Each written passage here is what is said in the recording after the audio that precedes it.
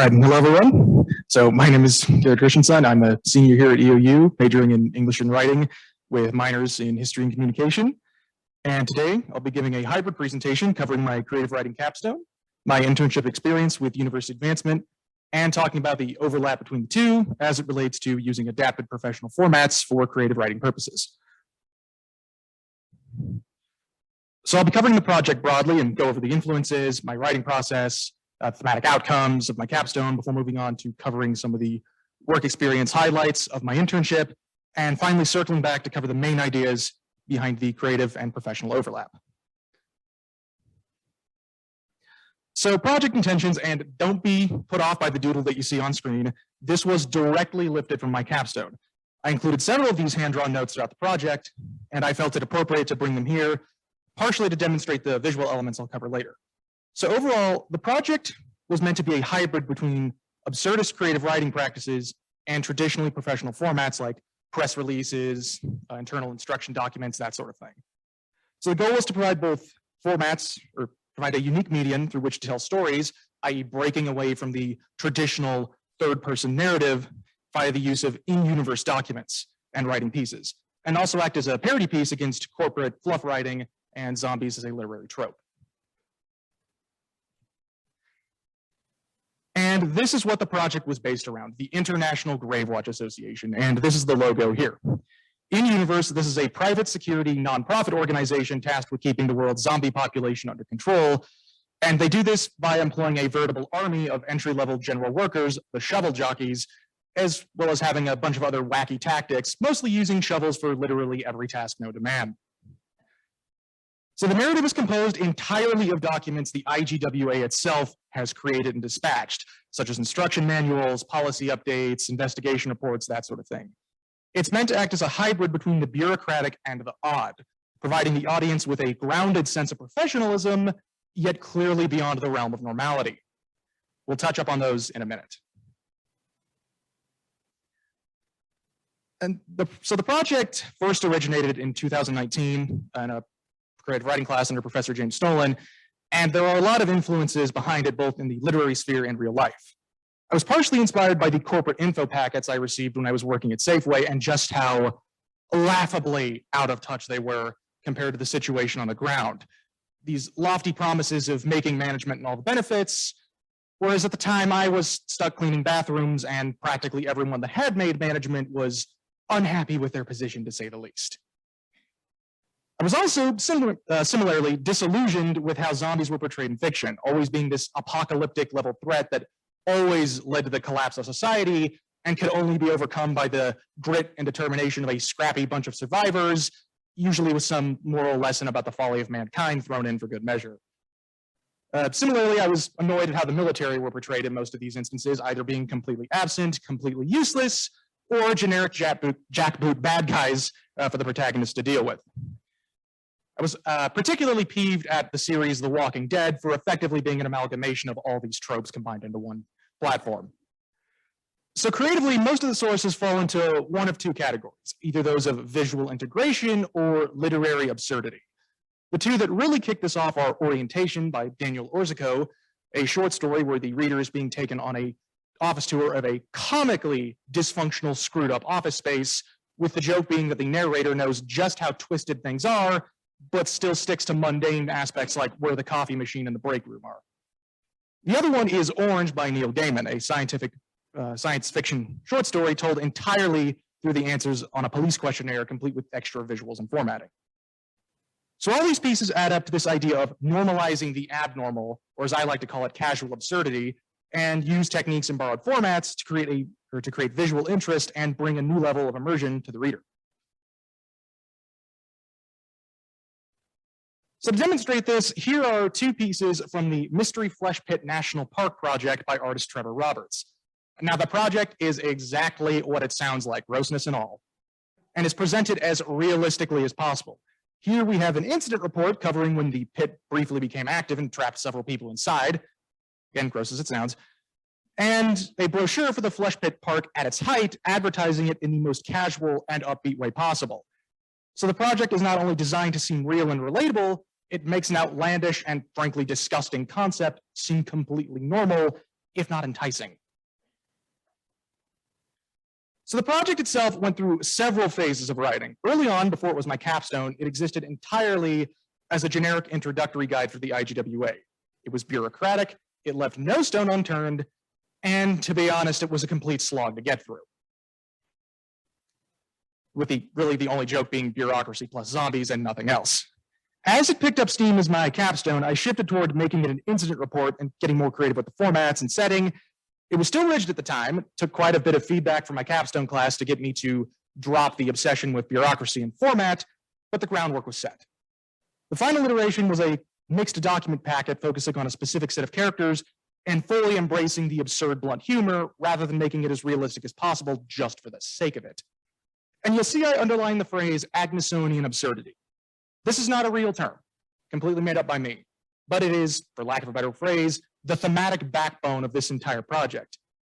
In the story, there's a character known as Kenneth Agneson, the founder of the IGWA. Agneson is the living embodiment of the parody element. He is blunt, he is dry, he is way too specific in his descriptions, and he is obsessed with killing zombies with shovels. He exists He exists mostly to poke fun at all the tropes of zombies in fiction, as well as the corporate fluff writing. Originally, he was only supposed to appear in 1 or 2 spots, but my capstone professor, Nick Neely, absolutely loved the character and encouraged me to develop him more, which I did. So the whole, I guess, joke is that instead of it being some morally gray, shady businessman helming this organization, it's a unhinged military vet that doesn't give a damn what anyone thinks about him. So the whole project is ultimately built on Agneson's zero care, damn the formality attitude, and you'll see what I mean in a minute. So all this adds up to create an experimental literary sandbox, as it were, parodying both fiction and real life. The writing is blunt and unapologetic.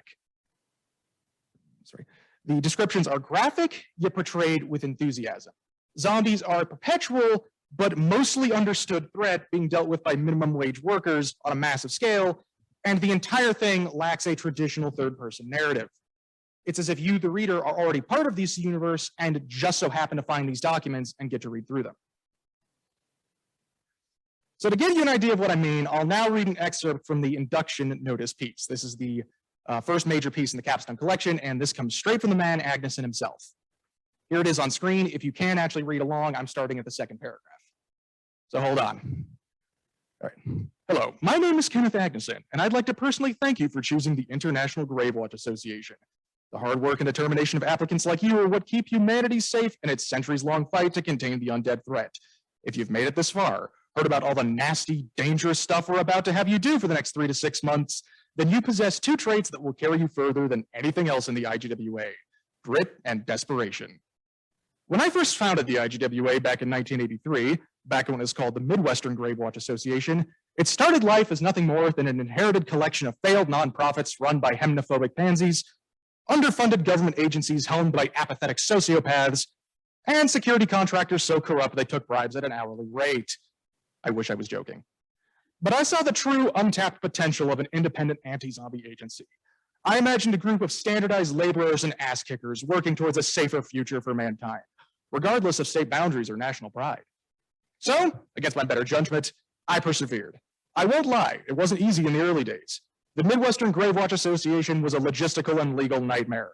Some of the more difficult tasks included forcing dozens of disparate, incompetent groups to work together under a single name, struggling to contain massive numbers of deranged walking corpses on a shoestring budget, down to the simple fact that you tend to get put on a government watch list when attempting to buy copious amounts of military-grade weaponry.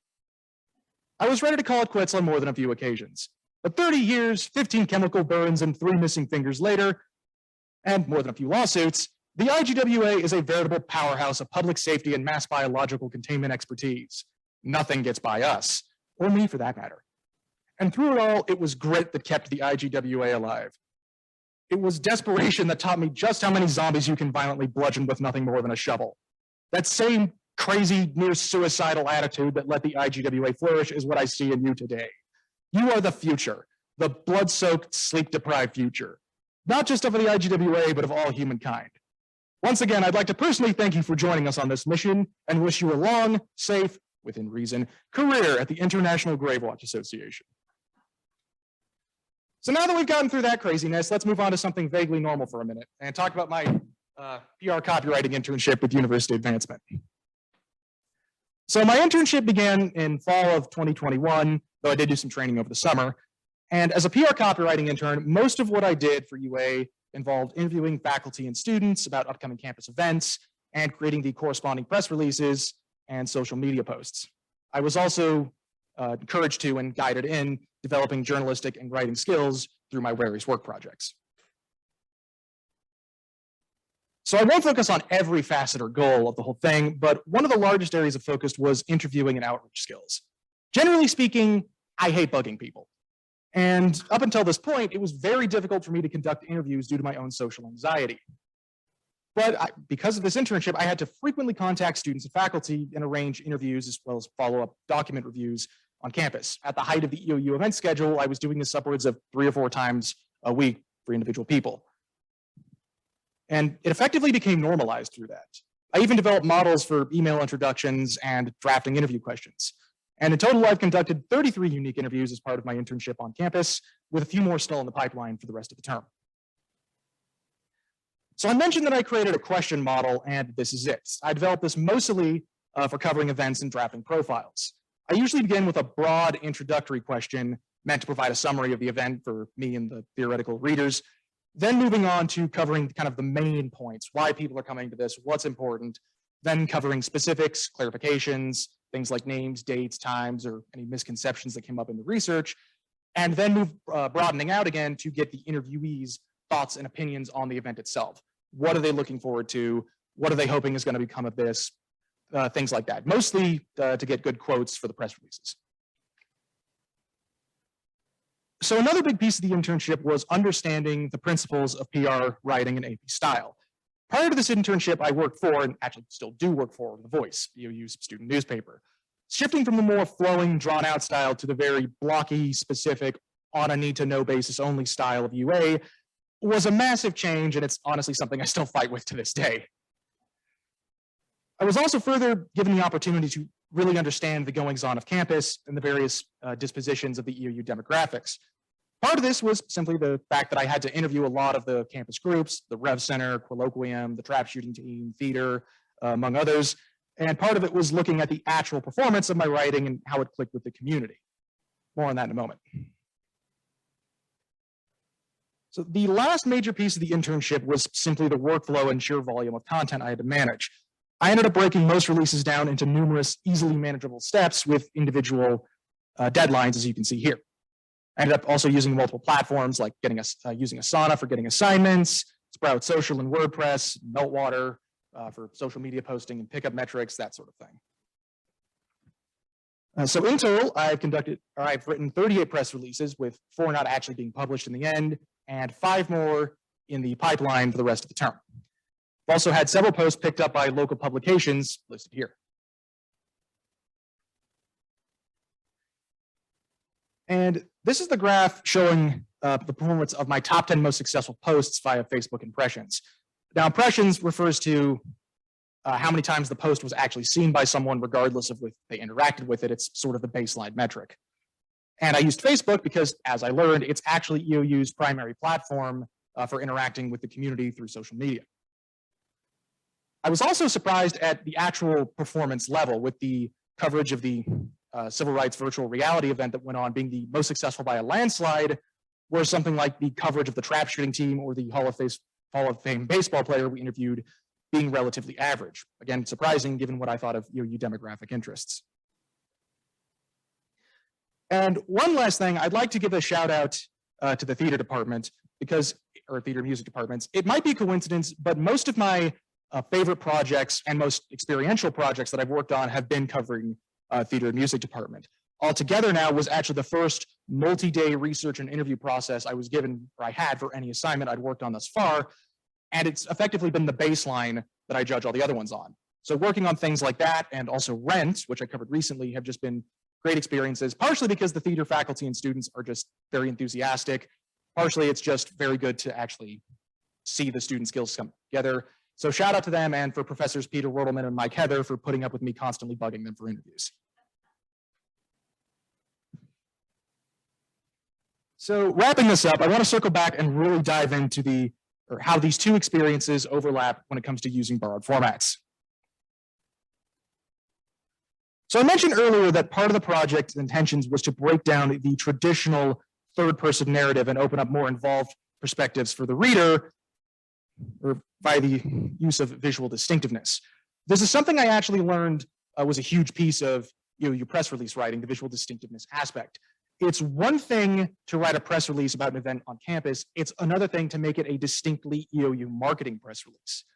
There's so many things are involved with this: logos, colors, icons. The writing must be precise in how it's laid out. Extra information for the reader, like locations, times, directions, need to be in place.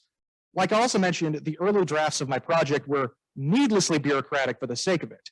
But by taking these striking elements, these recognizable visual icons and literary styles, it makes a piece of writing both believable and distinct.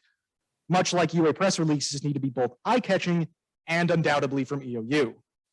My own writing had to be formatted for the sake of realism, but also needed to be distinctly IGWA through the use of logos, headings, and my favorite tagline that it concluded at the end of every reference to the IGWA employee helpline: reception not guaranteed. And the second piece of this is the narrative contrast of absurdist elements with carefully crafted and visually recognizable ones. It's one thing to use a professional format for a creative piece. It's another thing to make the actual content and narrative of that piece as strikingly different from the format as you would otherwise believe. The content of my capstone is ridiculous, brutal, unapologetic, yet presents itself with a completely straight face. All the visual and formatting elements are in place to suggest something routine and mundane, only to go flying off the literary rails at full steam without hesitation. To put it another way, this concept of merging casual absurdity with borrowed formats does not just present something odd, it presents something odd side by side with something completely normal, if not boring, and acts as if they're one and the same, leaving it up to the reader to differentiate. It's the contrast that makes the formula work. So there are two pieces from the collection in particular that best exemplify this influence of university advancement with casual or casually absurd elements. The first one you see here is an incident report after a violent zombie spawn event. It took incident interview, I guess. It took the format of my numerous interviews as well as my experience in interview transcription, and I applied it to something absolutely terrifying. Yet in universe, the characters themselves see it as a tragic but not unexpected event.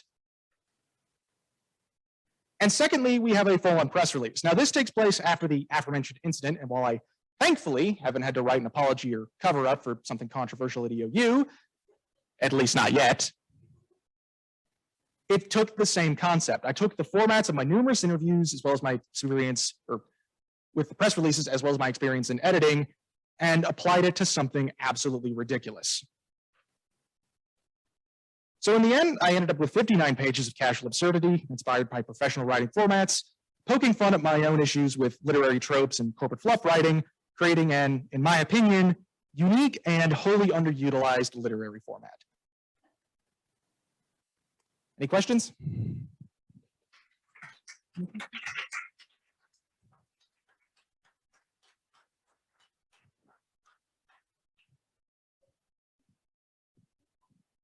What are your plans for publishing this so we can read it? I do have plans to keep developing this. There were a few pieces I actually had to cut from the final version due to time constraints and as well as length constraints. So I do plan to kind of put those back in, make more of a definitive version, and hopefully get this published with something someday. I believe the Journal of Experimental Fiction might be a good avenue that I could go through with this. Yeah, it's really great to see the development and evolution of the creative project. I really like the sense of it being this sort of artifact, this found document and the story that's embedded in there. And yeah, I could definitely see that being something that's published in Tor or McSweeney's. I think there's a lot of venues that are really interested in that sense of the innovative form for the storytelling. So yeah, congratulations. Any other questions? All right, thank you, everyone.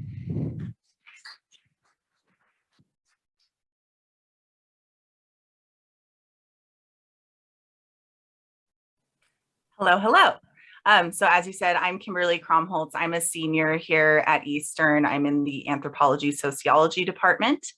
And I'm going to warn you, I'm going to deviate slightly from my abstract, and I'll tell you why. I originally was planning to talk generally about the different communities that I have studied in my time here. However, once I got started, I realized a couple things. First, alcoholism is the single greatest force in my life and my family's lives. Second, I can't possibly do all the communities proper justice in the allotted time. And third, today is actually my 11-year sobriety birthday from drugs and alcohol. And I'd be remiss if I didn't really show you what I learned about alcoholism and its relationship with presentation and stigma. So I'm going to focus on the alcoholics, but I would be totally happy to answer any questions about the other communities and how they relate to my studies in the Q&A portion of the presentation. So without further ado, let's talk about alcoholism. Cunning, baffling, and powerful. AA will tell you in their preamble of the greatest magnitude with which alcohol can dictate one's life. So long as mind-altering substances have graced the earth, there have been people overindulging while others seem to be able to consume them normally, though the definition of normal definitely changes with societal norms. The most predominant theory for the last century, since the beginning of the Prohibition era, the progressive movement, and the moral correlation between poverty and addiction has been that addiction is primarily a spiritual or mental disorder or disease. The Union Gospel Mission, Salvation Army, and St. Vincent de Paul are all religious nonprofit resources for unhoused people with gatekeeping mechanisms to deter substance abuse. For example, many shelters have rules about drinking, but late-stage alcoholics can't just stop drinking, so they remain without shelter.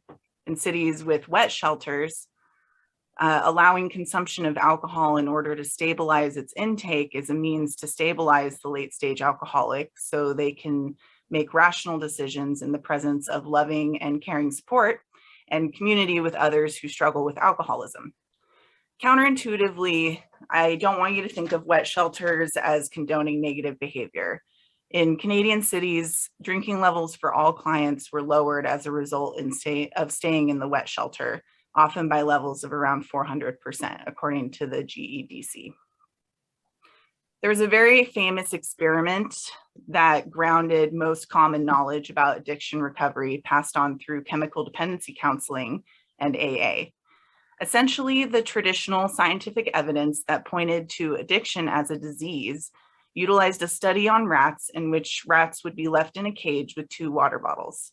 One water bottle was dosed with cocaine or heroin, and one bottle was plain clean water. In these experiments, 100% of the rats overdosed and died. A scientist named Bruce Alexander in 1978 noticed what all of these had in common. They died alone in a cage with nothing to do and 2 choices.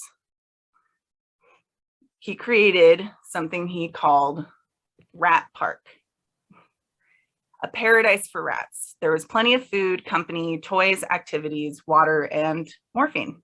But guess what happened? The overdose deaths dropped to 0. The introduction of a rat's purpose gave them a reason to live. In fact, rats reportedly tried the morphine and resisted it until it was diluted to a level where the rats could continue to participate in activities, and many of the rats enjoyed some use of the morphine.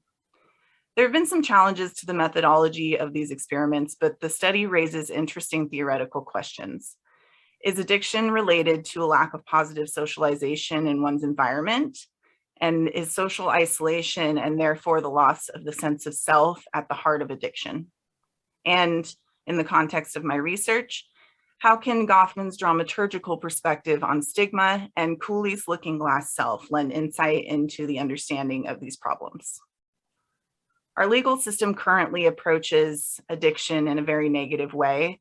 Put them in a smaller cage, incarcerate them, sentence them to heavy labor, take away their ability to receive social services, remove their children from the home, cut them off if they aren't willing to change and fall in line. This is the war on drugs rehab model, the deterrent model. The Alcoholics Anonymous model even calls it a spiritual disease, and demands absolute abstinence. And while that works for some, it definitely doesn't work for everyone. According to Goffman, what we perceive as the reality of the social world is essentially a lifelong series of performances during which people establish truths about themselves as they act and react with others. Whenever people interact, whether fighting, working, dating, playing sports, or anything we do with others, it's all part of the performance. And how we are received by our perceived audience has a tremendous impact on one's identity and their ability to fit in to social groups. How we're received by groups is based on social structure of that particular group, setting limits and expectations on group members. Additionally, within the group, there are roles and settings that should, by the group's expectations, elicit certain behavior. For some, the shifting roles and statuses that all humans experience can be overwhelming. Some people struggle transitioning between different roles and expectations more than others, and that's a source of social anxiety and oftentimes a loss of the sense of self. And this is seen nowhere more clearly than in late-stage, treatment-resistant, socially isolated alcoholics. In order to investigate this connection between the value of a receptive audience and the ability to salvage the self from alienation and isolation and build self-esteem, I have conducted a qualitative study of a social group online of self-identified crippled alcoholics, or CAs, as they call themselves. These individuals are physically dependent on alcohol, crippled without it, and do not intend to stop drinking. However, through the support of this social community, many have found a manageable way to live with just one thing to live for, and that's alcohol. Our society has constructed symbols of success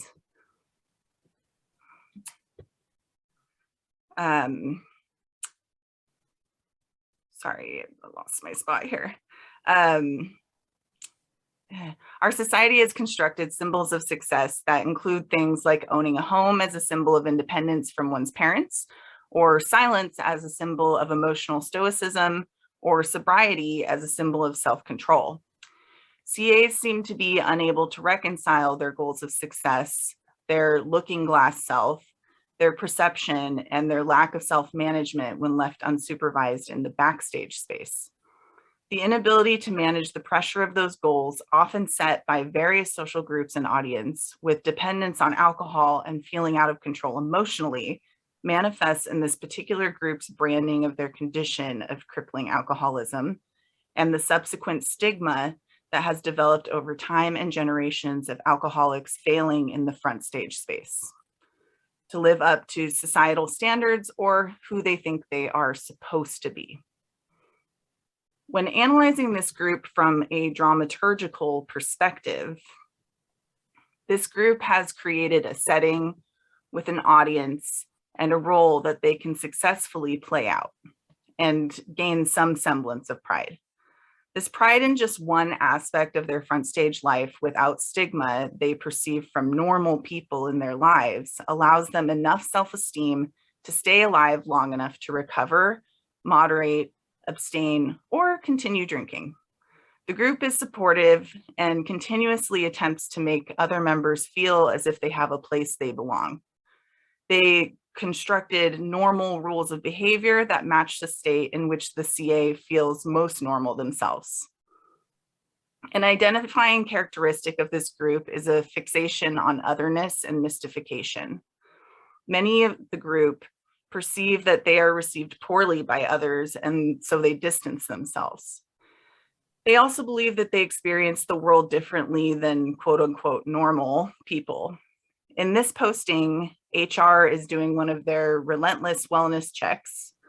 OP describes how others feel and approach life in contrast to how they approach the world, stating, "You wake up in the morning and go for a run with your dog. If you don't have a dog, you do your morning yoga. I cannot leave my way overpriced flat sober because my agoraphobic tendencies have blossomed into a full-blown extreme fear and paranoia. I wake up covered in sweat, piss, and depending on how bad my self-harm was, blood." This entire post is trying to explain alienation and mystification that the original poster feels from normal, happy people, failing to understand that others may have a different backstage self as well. This mystification and role distancing between themselves and the people with whom they surround themselves, i.e., family, coworkers, real life obligations, gives them this sense of isolation even when surrounded by people, a sensation only numbed by alcohol. In Cooley's Looking Glass Self, he argues that we all imagine how we look to others, we imagine others' judgment of us, and we experience feelings about ourselves based on our perception of others' judgments.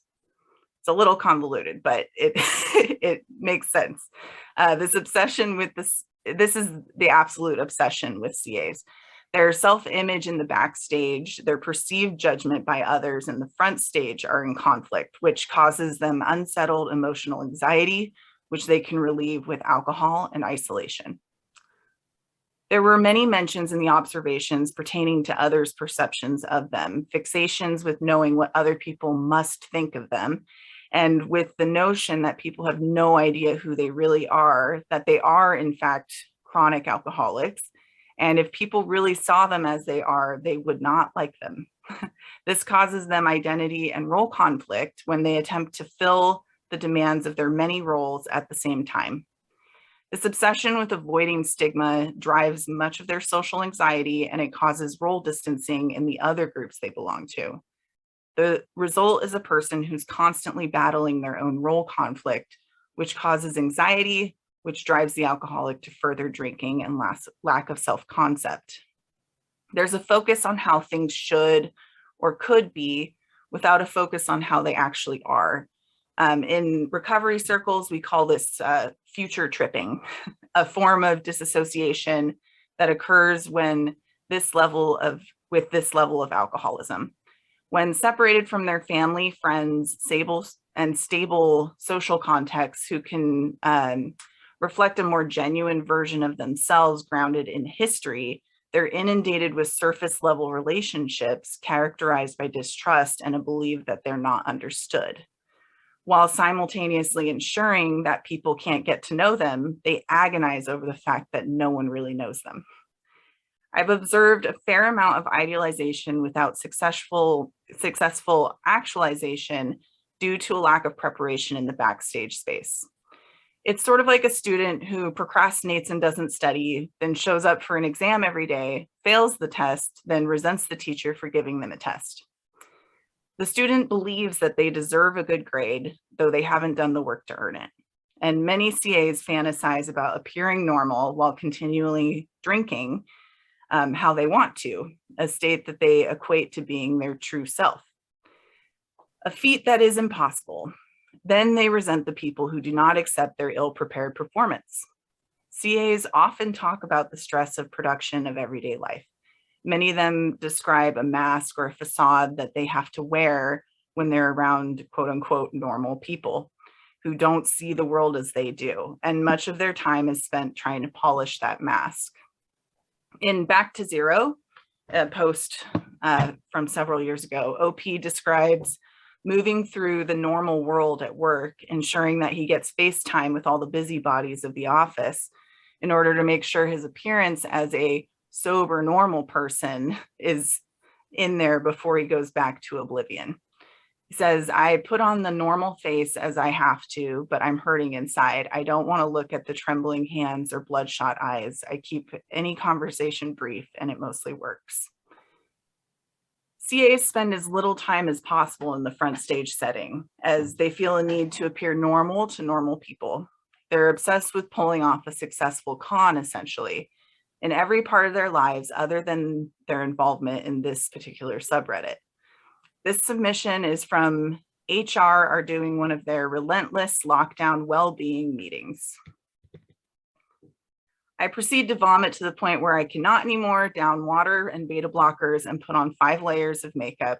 I check my face in the camera because I need to know how fake I look when I smile. I kick the empty bottles to the other corner of the room. I cover all the stained clothes with a massive blanket, adjust the lighting so it's not shining directly on my sunken face. The backstage is where alcoholism lives for the CA when they no longer have to pretend to be normal and can relax. Because this is who they identify as their true self, CA is a space for that, but even in that backstage space, a place where they have anonymity and shedding of the presentation of self, there's still a performative aspect of CAs. Their posts yearn for acceptance into this group or audience that they respect and understand more than people in their real life. In real life, people cannot ignore the breach of manners and appearance and smell that would force us to see just how badly they're doing with their performance. While the CA role distances when around non-CAs, when in the online community, the guards are let down and these negative stereotypes are reversed into tools in which the members can embrace their identities as crippled alcoholics who smell like, quote, sickly sweet vomit and rubbing alcohol, call each other names like, quote, fuckers and booze bags, and are purposely allowed to pop off and be mean drunks without harsh consequences or judgments. In this space, everything you would never do in public is laid bare and is consequently accepted and normalized. The virtual subculture has created a place in which CAs can somewhat repair and salvage themselves. They share artwork, make logos, stickers, merchandise. They even participate in a Secret Santa gift exchange, and they have nightly dive bar chats. They help each other process complex emotions. They offer company when members are feeling suicidal or particularly down. They have a community that reflects a positive image on themselves and perhaps the only positive image they have. And this releases them from the burden of perceived stigma and allows them to moderate their drinking less emotionally.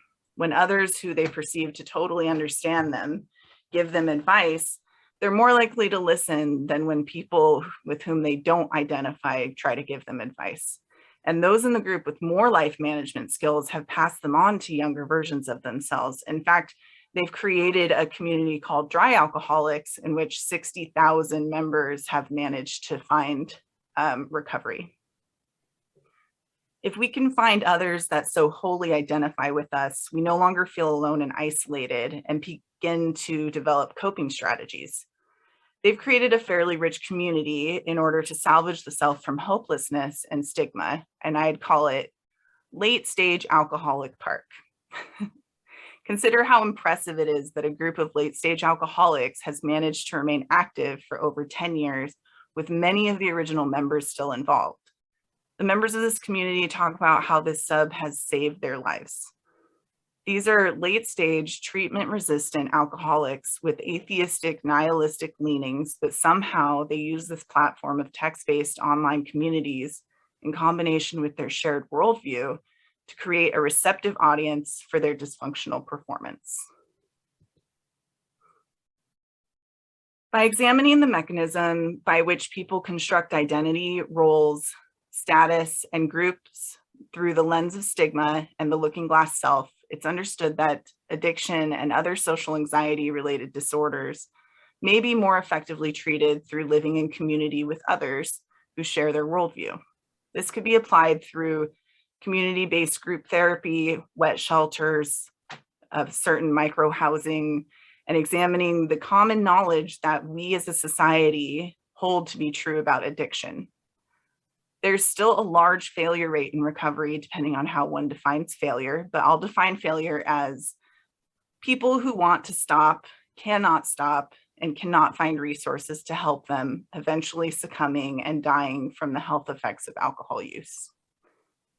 This ethnographic study and my subsequent framing and dramaturgy has yielded 3 conclusions.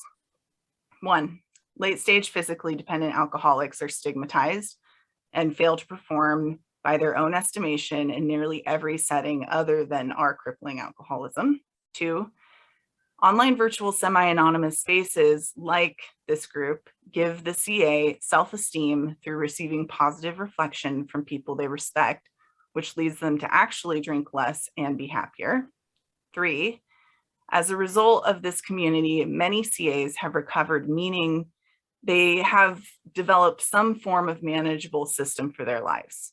Teaching others to do the same leading people to recovery who would otherwise have resisted. When chronic treatment-resistant alcoholics are able to find acceptance in just one space of their lives, they're able to salvage enough self-esteem and identity with a constructed group subculture to reach a point of manageable drinking that can significantly prolong their lives, relieve their families, and in some cases lead to genuine recovery from the obsession of crippling alcoholism. In respect to my other studies, I've seen the same effect for plus-size women who are stigmatized and body shamed their whole lives, finding sexual capital through a group who really appreciates their beauty. I've seen transgender people find a place where their sexual organs don't matter and manage to salvage an identity that isn't riddled with shame. So much of how we feel about ourselves is a result of how we believe others feel about us. And these groups allow us to be accepted at our core. They allow us to take off the societal mask and enter a new space, the green room, where characters become actors and the performance is over. And that break can give us enough space to relieve stigma and gain self-esteem in our everyday lives. Thank you. Are there any questions?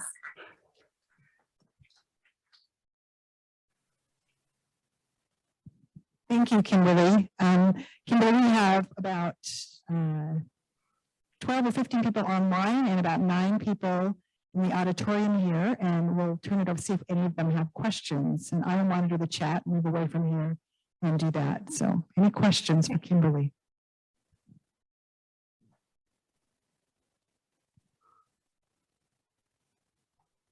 Thank you so much, Kimberly.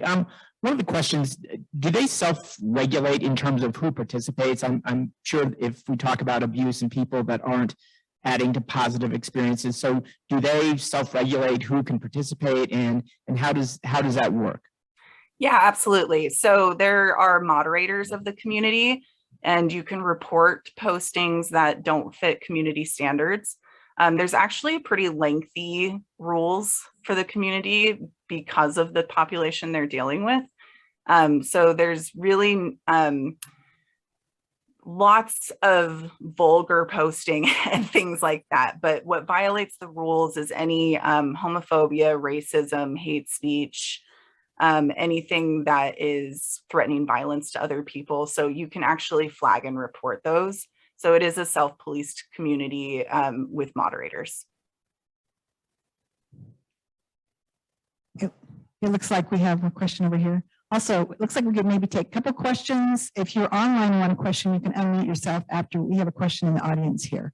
I was just wondering how many members there are of the Crippling Alcoholism subreddit currently? 60,000. Yeah, it's a very large group. And then actually the recovery community that was spun off of that group has about the same amount of members. So it's a pretty large impact for such a small group beginning. Any other questions for Kimberly? I actually have a question, Kimberly. I'm wondering, how does groups like AA like or not like or work with these online groups? I mean, are they not happy that they exist, or are they supportive, or what has been your experience with that? You know what, AA is a self-governed group itself, so there's not a consensus on that. I've gotten a lot of mixed reviews. My background is with AA, so I got sober through AA, but through like the evolution of myself, I've sort of distanced myself from it. There's a lot of people within AA that believe that AA is the only path to recovery and that abstinence is the only path to sobriety. And this group is definitely arguing that moderation is success. And I would agree with that moderation and keeping somebody alive long enough for them to find moderation should be the goal, not necessarily abstinence or bust. Because this is a group that has tried AA and they've tried rehab, and these are people that are homeless because of drinking or have literally lost everyone because of drinking. So it's this is a place for people who don't respond to AA. So yes, there is definitely a bit of opposition between the two groups. And a lot of people in AA would argue that this is not successful recovery, but I would argue that if people are staying alive long enough to find moderation and happiness, then it is. Thank you. Okay, we have come to the end of our time. We'd like to give our thanks to Kimberly one more time online. You can do a reaction. Thank you. And I'll take applause in person.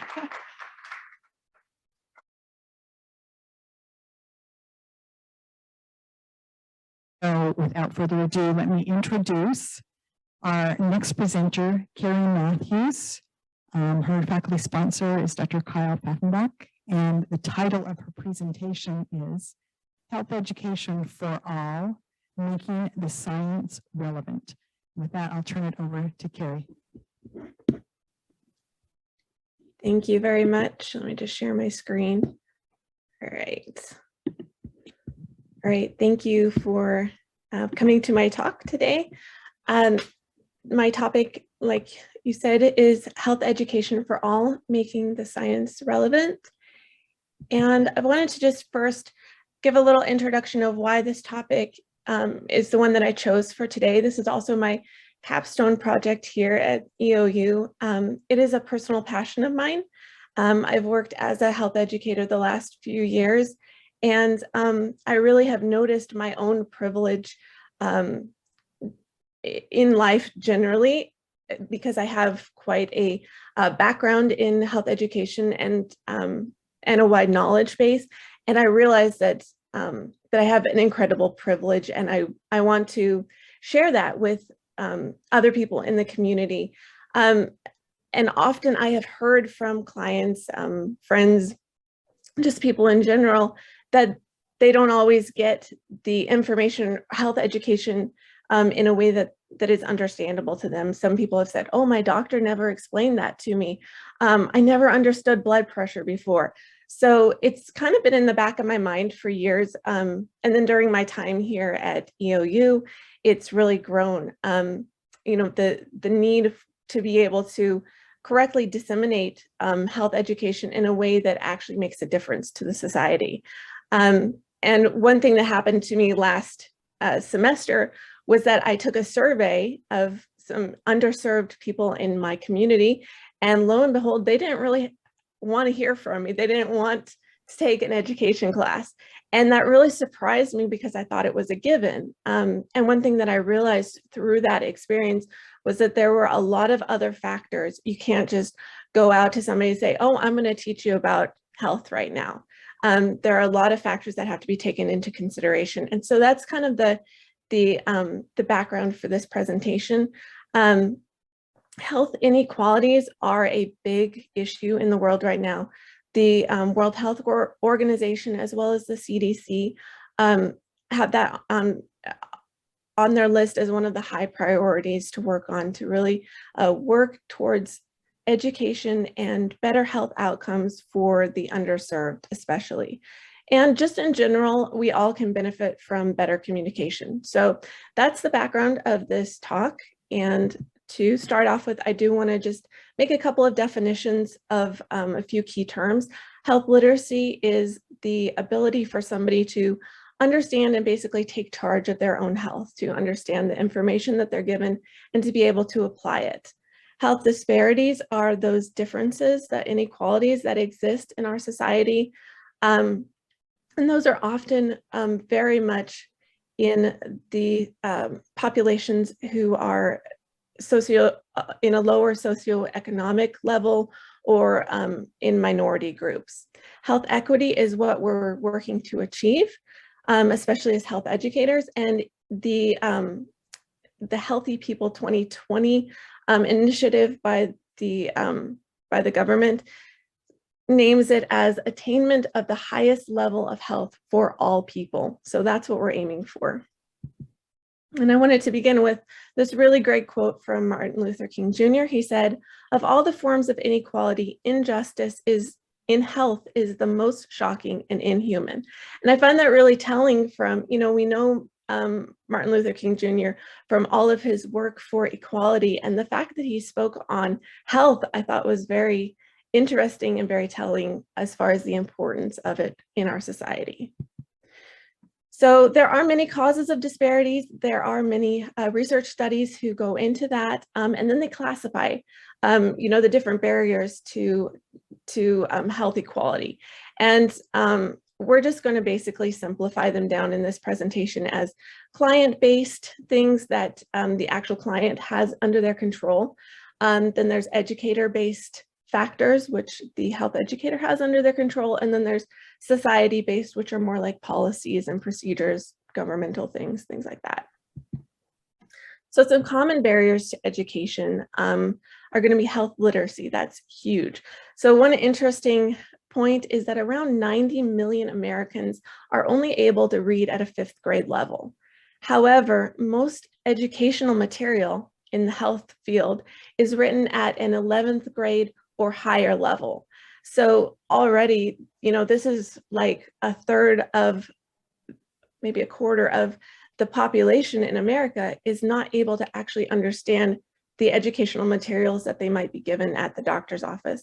And what makes this even more difficult for them is that because of the scheduling tightness in a doctor's office or clinic often, doctors and providers often use those educational materials in lieu of a practical conversation. So they don't have time to explain the issue, so they give their patients this literature. And unfortunately, many of those patients are not going to be able to understand what that literature actually says in a real practical sense.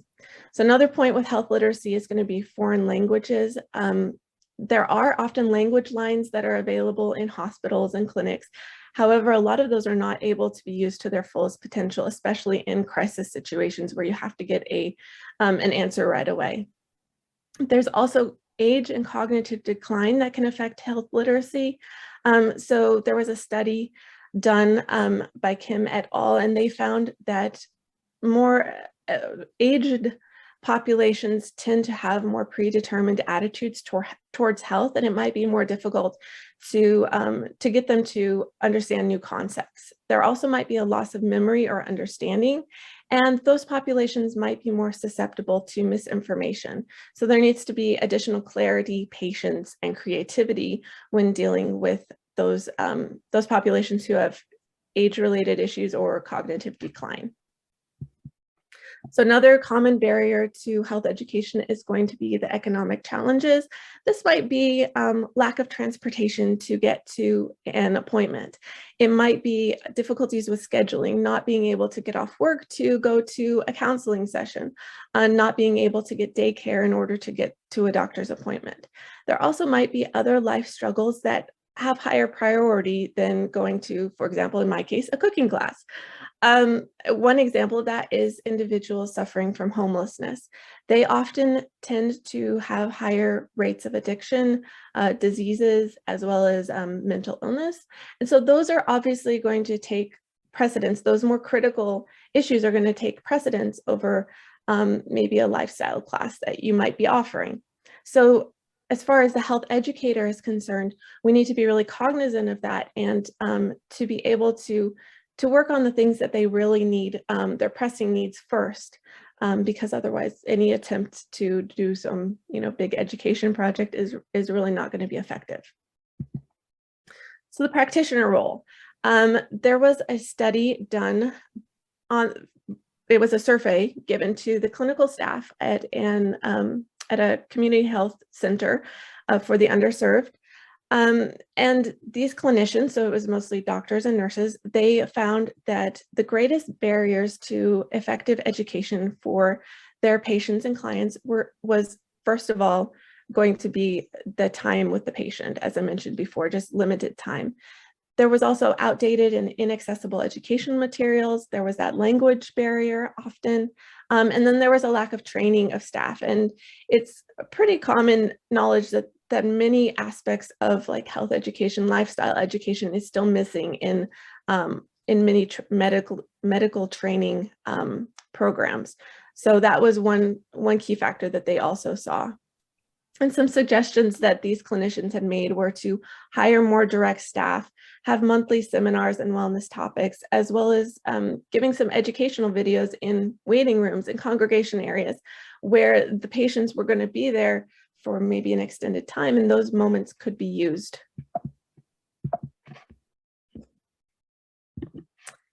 And then another point here, as far as the practitioner's role, this comes from two different studies, one by Blythe and one by Levine.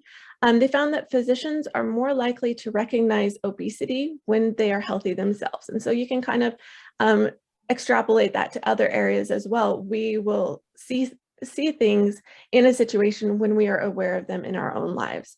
And also patients are much more likely to listen to a physician if they're following their own advice, obviously. That makes sense.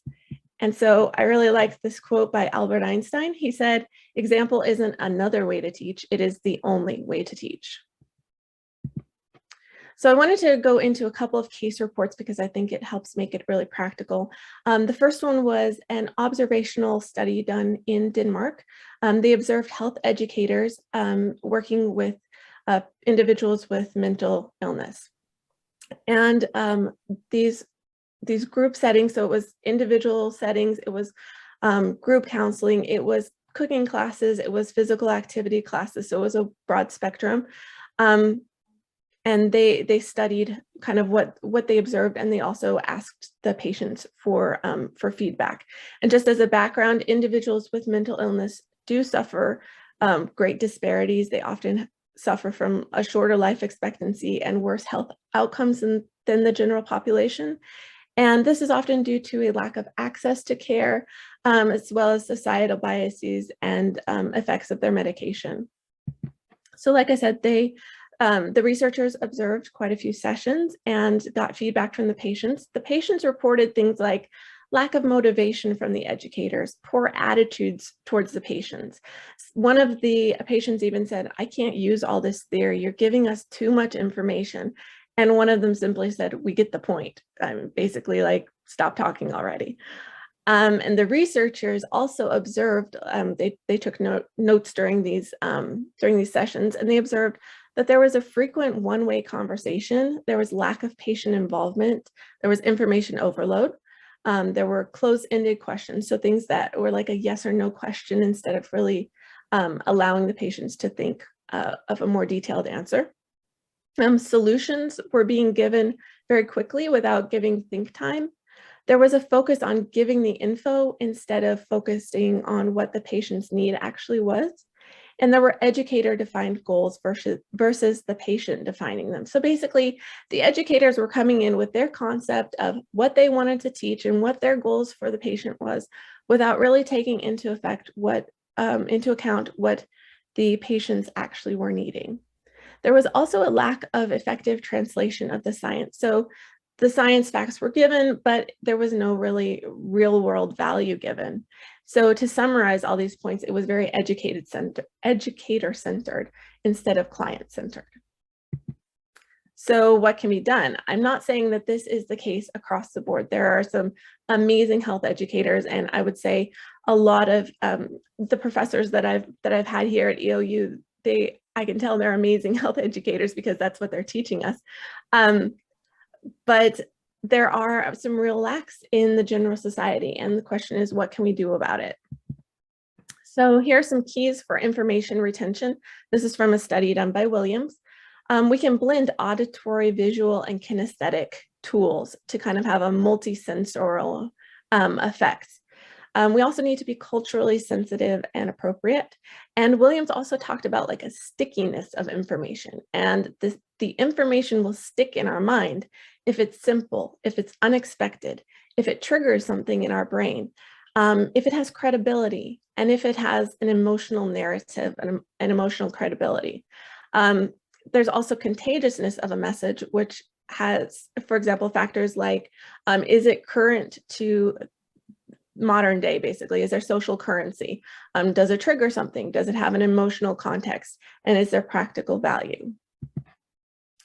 He also talked about using multisensory tools, like, as I mentioned, and the benefits of using things like music, storytelling, virtual reality, culturally specific materials and digital tools. Social media can also be used. It can be an effective tool to reach a broad audience, as well as it's very easily accessible. It can be a tool to spread advocacy for social change on a broader scale, and it also provides a platform for networking. But it can have its challenges because it can be used to disseminate misinformation, and it's also still inaccessible to many, as for example, some elderly populations, disabled, impoverished populations, and so on. Levine talked about targeted education, and this is basically where you take a specific group within a community who might be community leaders or very influential, and you give them the education, and then it's disseminated out from there. And in this study, they went to barbershop owners and beauticians in the inner cities, because those are often very social and very, very busy places. And so they gave stroke education to these individuals, the employees there. And the result was that there were really improvements in the health outcomes and in the education base within that community. So there's two case studies I wanted to go over. The first one is called Hip Hop Stroke. And this one kind of worked off the same basis as the previous targeted education, where they targeted children. They went to 22 high-need schools in New York City and recruited about 3,000 children, as well as their parents. They split them up into a control group and an intervention group. And the intervention group got education about stroke awareness. For example, signs of stroke, lifestyle mediation, the importance of calling 911, and encouraging these kids to share it with their parents. There was no education given to the parents themselves. And what they found, they used hip hop music with stroke lyrics. They used cartoons, they used video games, they used comic books. Again, this multi-sensory aspect. And they found that the intervention group really had a spike in their literacy, that they were able to pass it on to their parents effectively. And in some cases, they even called 911 in a practical emergency situation. So what they found with this study is that children may be a really underutilized weapon, so to speak, in health education. They might be a really valuable tool to getting health education out to the community. So there was also a case study, the Clean Look Checklist. This is an acronym, CLEAN. It stands for Culture, Literacy, Education, Assessment, and Networking. And what this was a study done, or an outreach done, for Haitian American women in Florida who are a marginalized population. It was a cancer awareness study. They reached 4,500 women, and they did diagnostic testing on 80 of them. Oh, I see. Thank you very much. This is very close to the end here. So what they found here is that that by using cultural awareness, and especially they hired, for example, they hired a social anthropologist, as well as members of the Haitian American community. And they also worked together with churches, local media agencies, basically members of that community, in order to provide the education to the women. And they found that that was incredibly successful. And then I wrote down a checklist of different strategies for equality from all of my research. I'm going to put them up here and just go through them quickly. I won't read through all of them. I knew my time would be short. But essentially, to summarize it, it's going to be client-centered thing, knowing our audience, knowing their needs, forgetting our own needs and our own wishes to teach a certain thing. And then active participation, helping them to get involved, helping them to take their own health into their own hands, and then using multimedia tools, whether it's social media, whether it's artwork, whatever it might be. And then I wanted to just end on this quote, which I thought was really fitting. The mediocre educator tells, the good educator explains, the superior educator demonstrates, and the great educator inspires. And this is my goal as a health educator as I go into the work field. And I think this is a really good goal for all of us in the healthcare field. Thank you very much.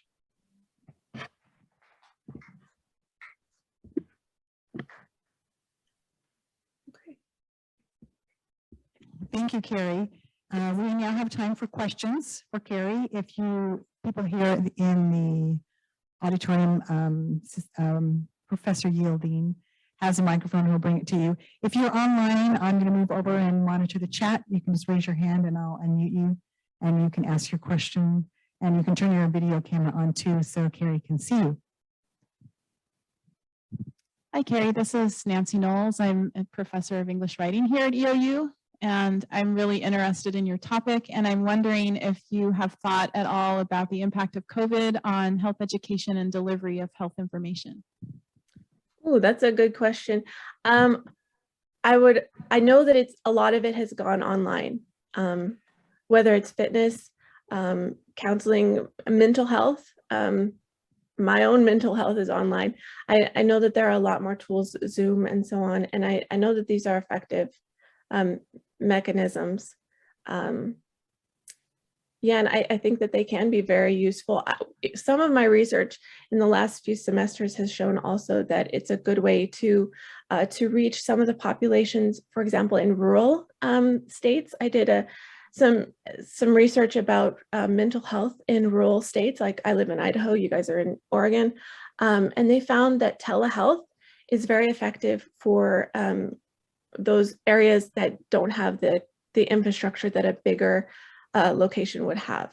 There are challenges though, because for example, the elderly populations are not going to have that access, or there might be financial difficulties. Hopefully that answered your question.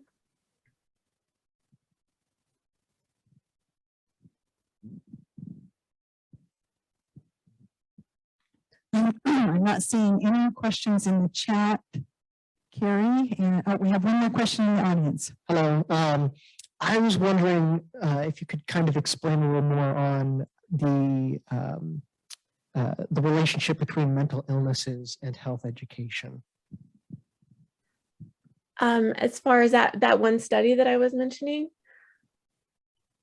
Yes. Well, they were working directly with a group of individuals with mental illness. It wasn't specific, that particular study wasn't directly on the effects on the mental illness. However, it was more on the methodology that they were using and whether or not they were using effective communication. One thing that they did mention in that study was that individuals with mental illness are going to have more challenges. For example, they might have more difficulty with attentiveness, with understanding, conceptualizing things. And so there needs to be greater patience, care, creativity, I would say, when it comes to dealing with certain mental illnesses. Obviously, that's not across the board, but, and, for example, with children with ADHD or people on the autism spectrum, those individuals are just going to need more creativity and care, I would say. And that's where knowing our audience and knowing our clientele is really important. We need to know their background. A lot of the research that I've seen involves, if you're working with a child, go and talk to their parents, know what the background is, know what the individual's needs are, and then you'll be able to better meet them.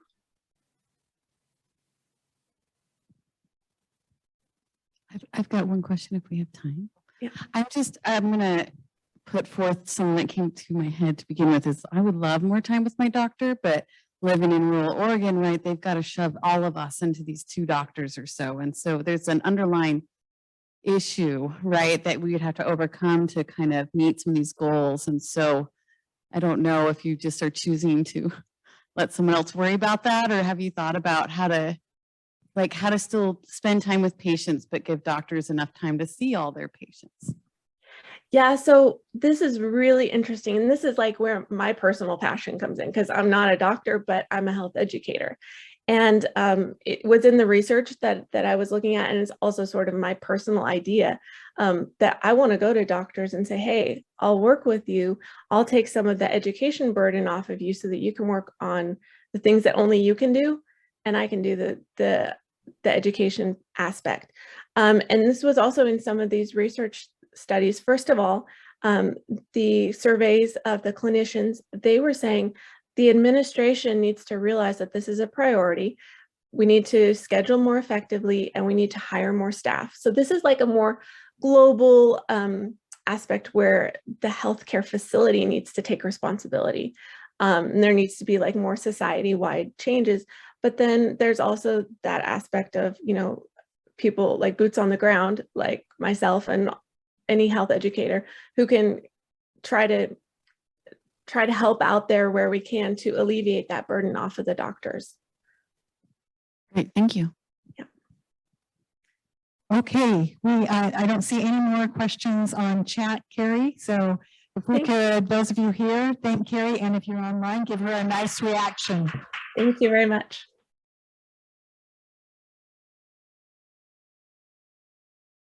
We have our next presenter here in person, and that is Lawson Denny.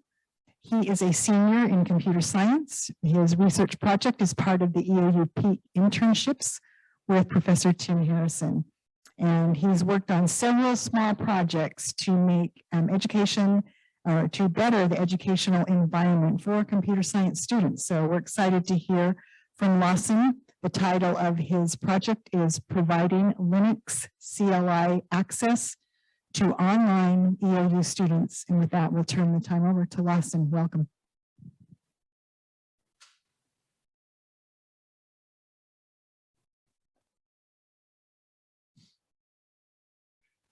Okay, well, thank you everyone for being here in person and online.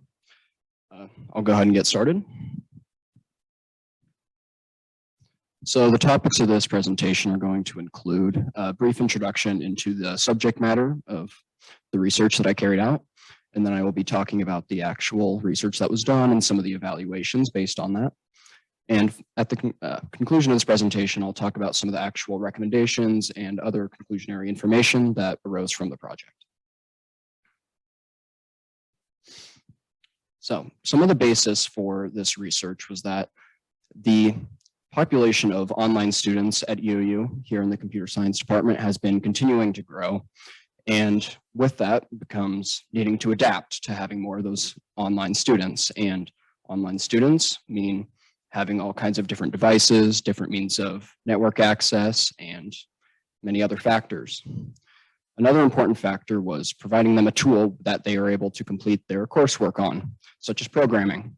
And for that, a common focus of the department here at EOU, computer science, is to try to teach students about Linux, an operating system very similar to Windows or Mac.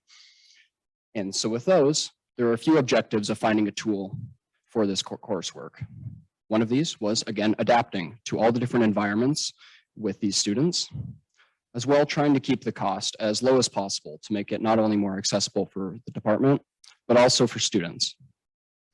And of course, we wanted to find a tool that students for their coursework would be able to get everything needed that they needed, whether that be for computer science coursework or even personal projects related to their degree.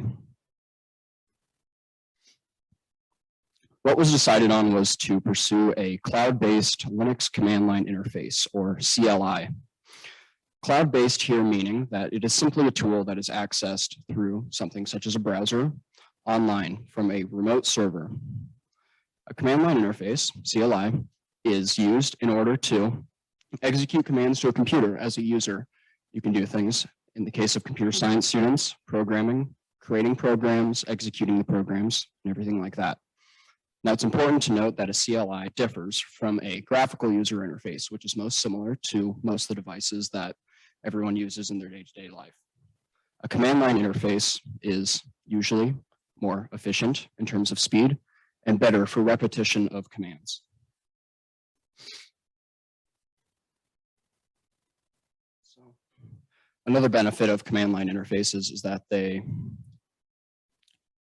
can usually, actually, well, sorry. So see, these are some of the companies that we considered for finding a cloud-based Linux command line interface. I'll show them briefly.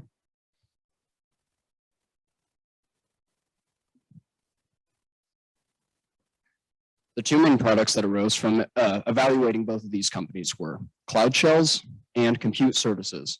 A cloud shell to be put simply, is basically just a program that acts as a command line interface that just allows for the user to execute some commands that they desire. A compute service opposed to this is more like a virtual computer, and then it has some kind of background functionalities to it and acts more like an isolated device that someone might use. Some of the differences between these two types of tools that were considered were that cloud shells usually have restricted administrative command access, which is used for installing software, modifying settings, things like that. As well, cloud shells usually have browser access. Neither of these 2 points are usually present in compute services, which is important to consider.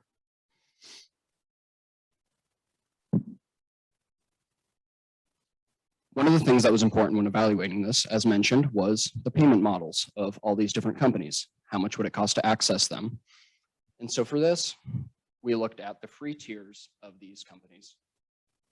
These free tiers allow for students to use the tools that I've described in a free manner, or at least in a more accessible way.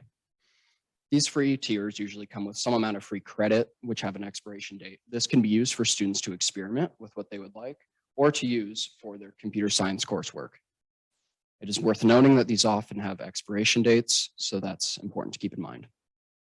As well, another thing that was considered, as this was going to be used in an educational environment, was the necessity of credit cards for registering with some of these companies, which could be a limitation for some students, especially since it can be hard to avoid some minor payments.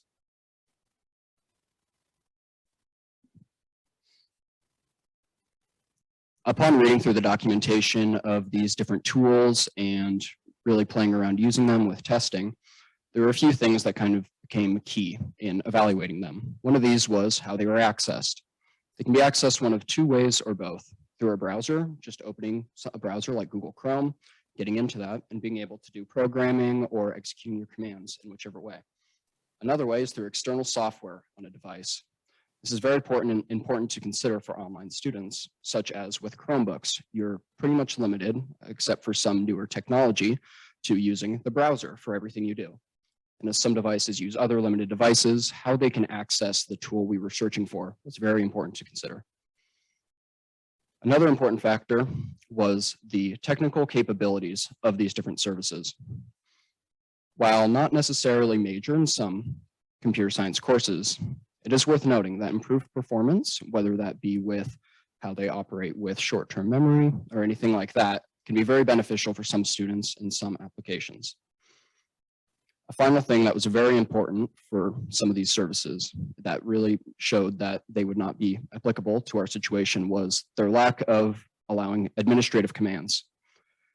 For example, IBM, Azure's, and OCI's offerings of cloud shells do not allow access to administrative commands, thereby limiting it so students are not able to easily install the software they need for courses, or even change any settings that might better the experience for them.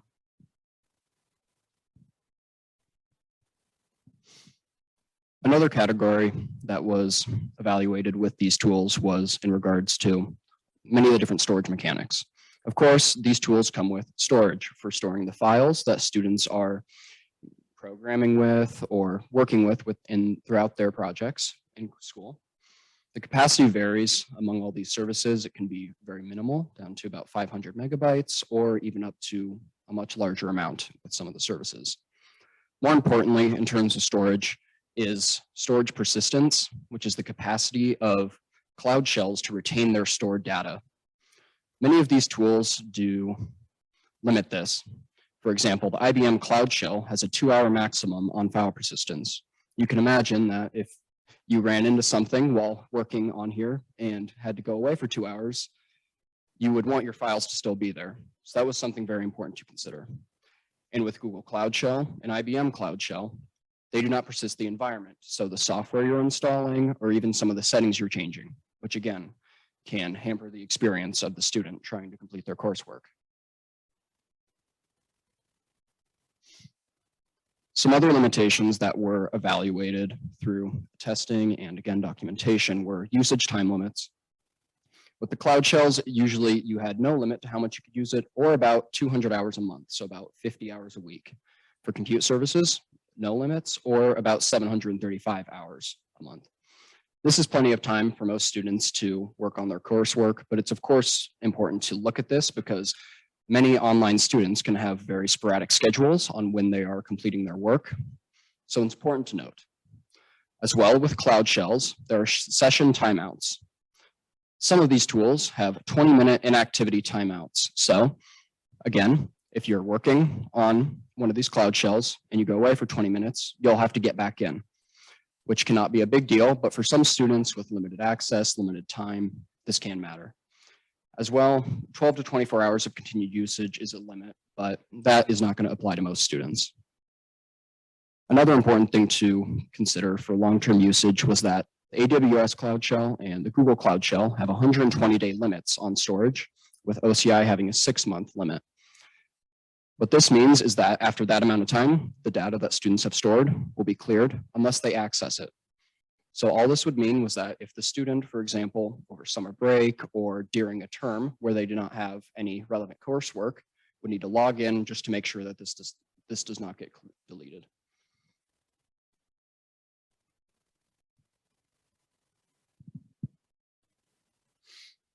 One of the final things that was heavily considered due to online students having wildly varying network access. At home, I have a very low network connection. And so this is something that was pretty important to consider. All of these services, since they're cloud-based, do require a network connection in some manner to access them. While there are workarounds, such as students working on their work outside of the tool, then uploading it and working with that, it's worth noting that it is needed. Now, for the purpose of this research, I tested the network performance of all of these different tools at varying speeds. I went through at some very low speeds, such as 100 kilobytes per second, and then raised it up to some more reasonable speeds, such as about a little over 5 megabytes per second. Some of the noteworthy Cloud Shells that performed well at this speed were Google's offering, Azure's, and OCI's, which performed very excellently. And by excellently, they had little keyboard input delay. Some of the services that performed poorly, when you would enter something like a command, it would delay and would not actually type what you wanted it to. As well, this matters for uploading files, such as provided by computer science professors, and many other factors. With compute services, the notable tools here were the Google and OCI's offerings, which again performed with very little issues, even at these reduced speeds, making them very appealing for some of those lower internet connections that were being considered.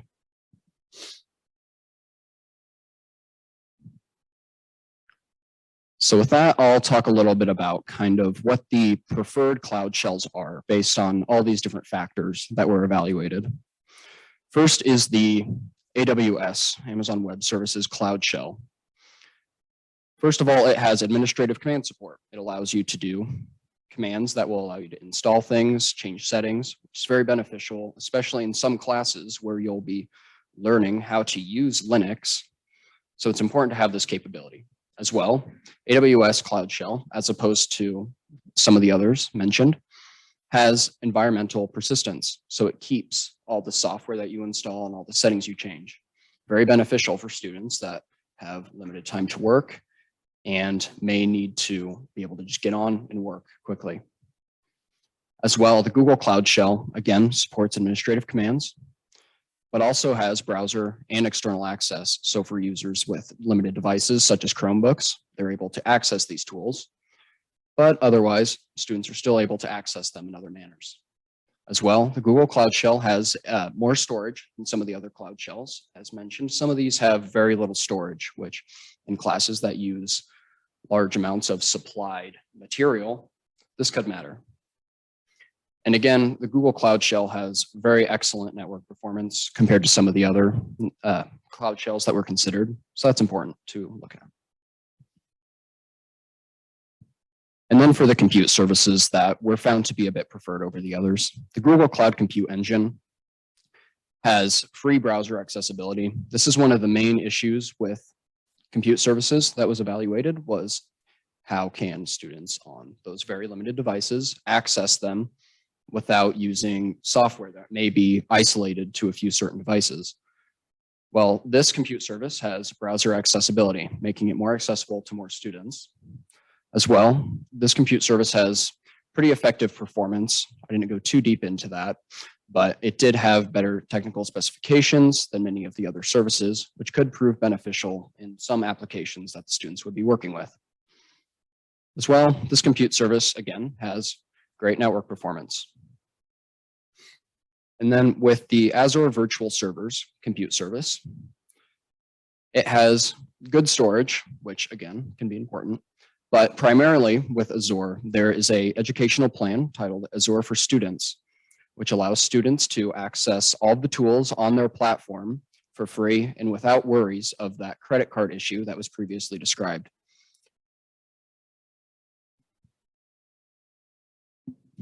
So based on that, there was some final information that came after these evaluations. In general, compute services were found to be a bit better than cloud shells because they act more as isolated devices instead of just a simple program like cloud shells do. They have a lot more further customization by supporting those administrative commands. And they also generally have better performance, again, because they're emulating an actual device. So overall, the conclusion was that the Google Cloud Compute Engine, while the best for overall usage, not for all of the previous things mentioned, it also has pretty great performance in many other ways, and again, is provided for free. But the Azure Virtual Servers was found to be best for educational usage because of that plan. I was just talking about that Azure for Students plan, which does not have that credit card restriction and allows students to use it carefree. So if they're working on projects, they can experiment with other tools available on the platform. And if professors choose to work with another tool on that platform, they'd be able to do that without having to worry about that branching off might result in the students or the department getting charged any extra. And so with that, I would like to thank Professor Tim Harrison for all of his continued support and help and encouragement throughout this research and with this presentation. And some references that were used. And with that, I'll wrap up. If there are any questions. Yeah, Professor Sheehy.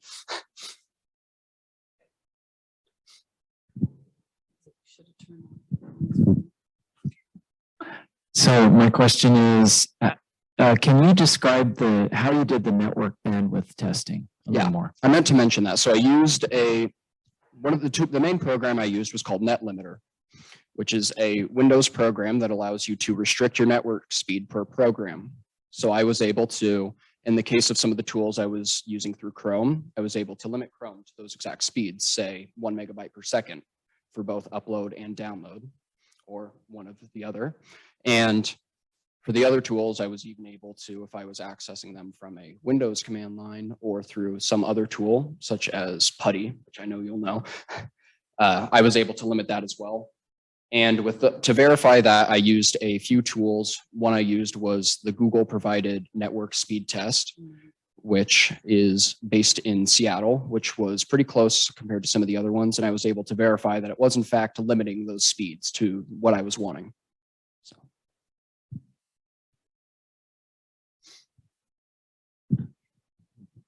If you are online and have a question for Lawson, just raise your hand and I will unmute you, or you can type it into the chat if you have a question for Lawson.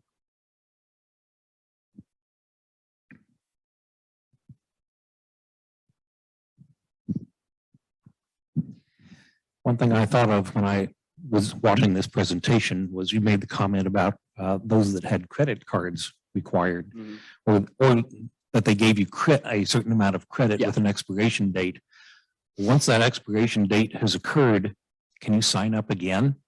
Okay, so with those, none of those have renewable free credit unless you do the old trick of creating a new email and a new account, but of course that's not very desirable. With Azure for Students, another benefit of that is that I can't remember if that is it's somewhere in the realm of that $200 to $300 credit that they give you. You can renew that every 12 months with Microsoft Azure while you're a student and have a educational domains, which is the eou.edu used here. So I have a question. It looks like you were focused on one class in particular, right? On Linux, a Linux class you guys are developing, or so this was to be used for all of CS, online CS yeah, so classes? what I think Professor Harrison has been hoping for is waiting until the second year of computer science to introduce Linux to students. Okay, yeah, but just because, you know, jumping into computer science, if you're learning the programming, that can already be really hard for some people. I know it was tough for me at first. So introducing Linux into that, where you have commands that sometimes don't make sense with how you're typing them, things like that. So those would be introduced in the second year, I think is what the hope is. And then those would be used for all kinds of different computer science programs for online. One thing I forgot to mention was that here in person, we have that Linux lab here in Badgley. And so kind of the goal is to get something as close to that as possible for online students to be able to work with. Thanks. Nice job. Thank you. So the kind of question that I have is in terms of access. Do these programs work with like a tablet or something that's more like what's the minimum that a CS student need? Do they need a laptop? Is a Chromebook sufficient, or is someone at a disadvantage if they can only afford, say, an entry-level Chromebook, but they're in the CS program? I mean, what?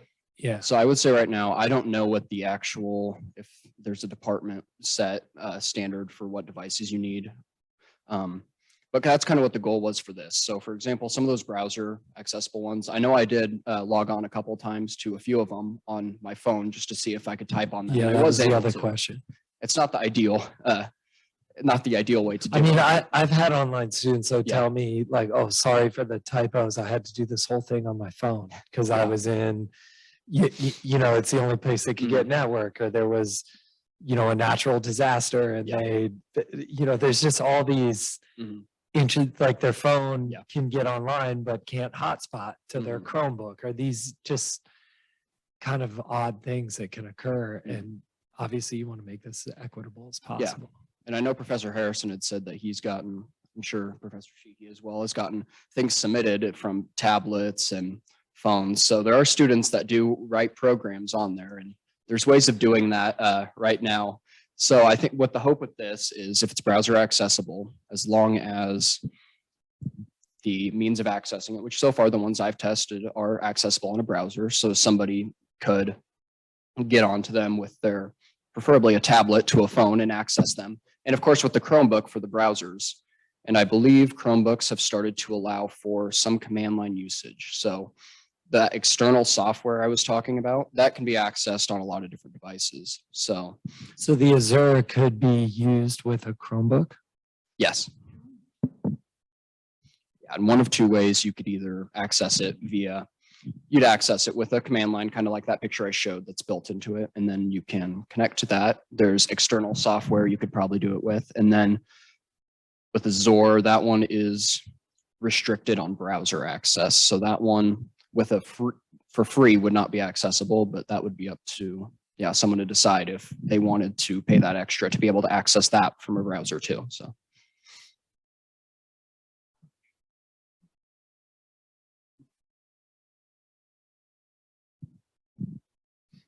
Okay, seeing no more questions online and none here, we want to congratulate and thank Lawson for this presentation and participation in Symposium this year. So online, give him some good reactions, and here, let's thank Lawson.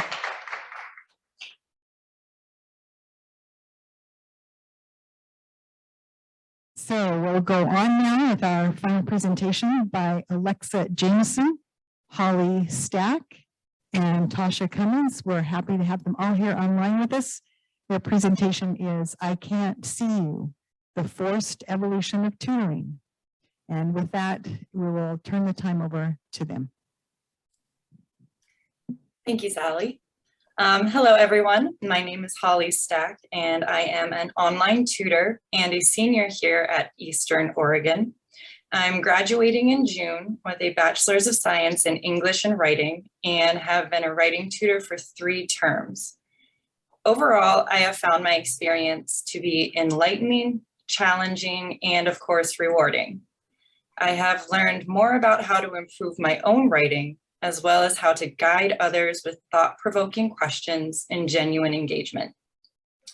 The slide that you see on the screen is an example of what an online tutoring session looks like. We have the ability to interact with 2Ds via the whiteboard that encourages collaboration between both the tutor and 2D. In this particular session, the student and I were working on an assignment timeline to help the student organize her time in the most efficient manner in order to complete her assignments before the end of term. As writing tutors, we offer help in more areas than just correcting grammatical errors and inserting punctuation marks. We assist with an array of tasks, including time management techniques. As some of you may already know, the prerequisite for this program is participation in the Methods of Tutoring class, and a requirement of that class is attending weekly sessions with the current EOU writing tutors. And when I was a student in that class, before going into my first session, I was fraught with nervousness and anxiety because I had always struggled with grammar and mechanics. However, I was fortunate enough to have a tutor who made all of my fears and anxieties disappear with ease. She made our sessions fun and casual, yet productive and meaningful. I didn't feel like I was being lectured. I felt like I was bouncing ideas off of a friend who knew me really well. And by the end of that course, I actually looked forward to our weekly sessions, and I knew I wanted to be that person for somebody else. Another requirement of the Methods of Tutoring class was writing an end-of-term reflection paper that defined the personal writing tutor philosophy that we had developed through the assigned reading and through our own experiences. It was a declaration describing our beliefs about the most effective and meaningful ways to tutor in the Writing Center. I'm thankful that my own tutoring philosophy hasn't changed much since I wrote that assignment. I still believe in a collaboration-driven session that guides the student to cognitive growth through encouragement and thoughtfully guided questions. I still believe in mutual respect, trust, shared leadership, a cooperative structure, and the integration of cognitive and effective learning. However, my approach has become much more realistic than it was a year ago. Firstly, I was a strong proponent of the process theory approach, which advocates for helping students develop an effective writing process from the ground up by developing specific activities writers can engage in as they produce a text. This was an ambitious strategy that involved breaking down the student's entire writing process from pre-writing and writing all the way to rewriting. It's a beneficial process that, when mastered, can successfully set the student up for the rest of their writing career. However, experiencing real-time writing sessions with real students who have real lives and very real technical difficulties has made me grateful even just for the smallest improvements over the course of 11 weeks. Secondly, I have learned that each student is different and has had different experiences. They all come from different situations that require me to adjust to their specific needs. In this slide, you can see a different sort of session where we're helping the student develop a working outline for their upcoming assignment. A lot of our contribution to students' work is simply providing clarity and perspective to help them see the big picture and not get lost in the haze of overwhelming details. So sometimes I know what I'm walking into, developmental sessions like this, and sometimes it's a complete surprise in a topic that I know nothing about. But this experience has taught me to adapt, to relinquish control, and to listen genuinely. I hope our discussion today sheds some light on what writing tutors experience and why we do what we do. which is to help bring out the writers hidden in every student. Hi everyone, my name is Tausha and I am a senior here at Eastern Oregon University, and I have also been a writing tutor for 3 terms. I'm an English writing major and will have a minor in physical education when I graduate in June, after which I'll start the Master's of Teaching program in the fall. As a future educator, I felt that tutoring could help me on my career path and better prepare me for the world of teaching. This experience did exactly that, and I learned so much about interacting with students, teaching grammar concepts, editing papers, and helping students to be comfortable within the entire experience. So if any of you plan on being a teacher, this experience has truly helped me to grow and become comfortable within this unique dynamic. And I first thought about becoming a tutor similarly as Holly, quickly after transferring to EOU from my junior college, because I was enrolled in the methods of tutoring class. I grew into that idea that tutoring might be just for me. As the class progressed, I slowly began to develop a teaching and tutoring philosophy that made me passionate about becoming a tutor. The last assignment within the Writing 220 class talks about writing our philosophy, and taking a look back at my philosophy from then, it's changed drastically. Since taking that class my junior year, there are a few things that remain the same in regards to wanting students to feel comfortable and confident in their writing. I wanted to employ active listening, create a positive environment for my students, establish a relationship with them, but also develop their writing into something further than they ever expected. What I did not realize was that this means something different for every single student. I learned so quickly that not everything is for everybody. As much as I read and prepared for tutoring, I had to grow into the space and get used to thinking on my feet. I learned things like some students work well independently and I just need to moderate, while others need to help to begin to write, and others simply need a second opinion or someone to bounce ideas off of. Overall, I felt this entire experience helped me to grow as an English writing student, as a future educator, but also as an aspiring author in my future endeavors. So I hope that you can all learn something by hearing our panel discussion, and that we're very excited to share some of our experiences with you. Hi everyone, I am also a senior here at EOU. I'm double majoring in English and history, and like Tausha, I will be starting the MAT program in August. On the subject of tutoring though, I have been a tutor for 3 terms, and I would like to start the discussion of my philosophy by asking everyone to close their eyes. And since I can't see anyone, I'm just gonna trust that they're closed. So picture this, you're sitting in your favorite writing chair, about to start drafting a paper that you've been putting off all week. You already regret your procrastination as the assignment is due tomorrow, but work and friends took up all of your time this week. The plot quickly thickens as you realize you are confronting a blank page. It stares back, taunting you to get started, and the anxiety kicks in. You suddenly become nervous, and the sense of impending doom arrives. You have no idea where to start, and your professor's instructions are so cryptic, they might as well be in Gaelic. What do you do? How do you get started? Okay, go ahead and open your eyes. As a part of the tutoring class, students are required to write about issues in the Writing Center. The little prompt I just read to you is the same story I hear every week from my 2Ds. They come to me panicked and confused about the assignment. In fact, I helped a kid just last night. He'd been frantically emailing me all day with questions about the upcoming assignment in Writing 116, a freshman writing class that's meant to help him develop some college writing skills. Eventually, we just met via Zoom and I walked him through the assignment and its requirements. But how can we as tutors help students move past this anxiety? A common belief about tutoring is that the finish line or goal is getting students in need of help past the next test or over the next hurdle. Many students, professors, and even some tutors believe this. However, tutoring should ultimately be about the student's long-term improvement. This goal means something different for every student. If the student has a hard time starting the paper because of confusing language, then the tutor should help the student find ways to break down the cryptic language. But other students might need more help with their thesis, analysis, or conclusion. Every problem requires a different solution, but each solution helps relieve their anxiety. While this has been my philosophy since day one, I have noticed differences brought on by COVID. In-person tutoring is more fun.